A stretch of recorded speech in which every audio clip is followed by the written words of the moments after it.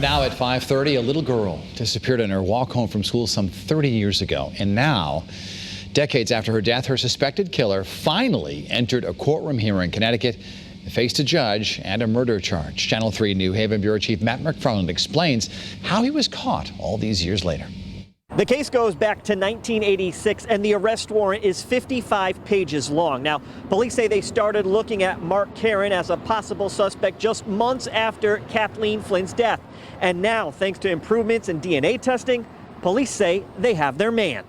Yes. Answering a judge, Mark Caron faces murder and kidnapping charges in the 1986 death of 11-year-old Kathleen Flynn.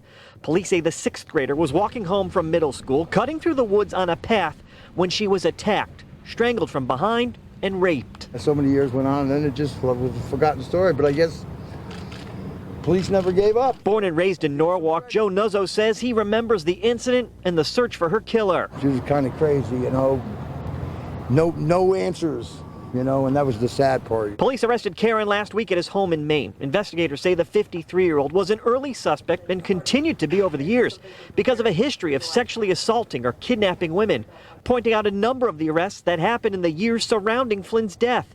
Quote, several of the cases exhibit a similar geographical profile, modus operandi, and rituals to the Kathleen Flynn homicide in some form.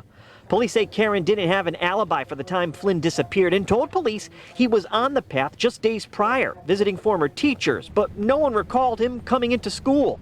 According to the arrest warrant, forensic evidence tested includes a hair fragment, along with a hit of his DNA from a fingernail scraping from Flynn, with the belief the little girl was struggling to get the ligature off her neck.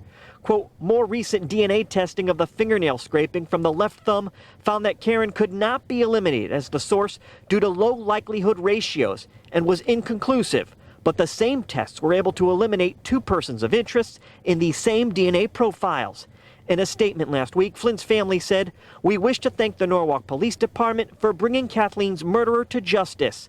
This continues to be a very difficult time for us, and we do not wish to make any further comments. We ask the media to please respect our privacy. Everybody trying to find out answers, and we had no answers.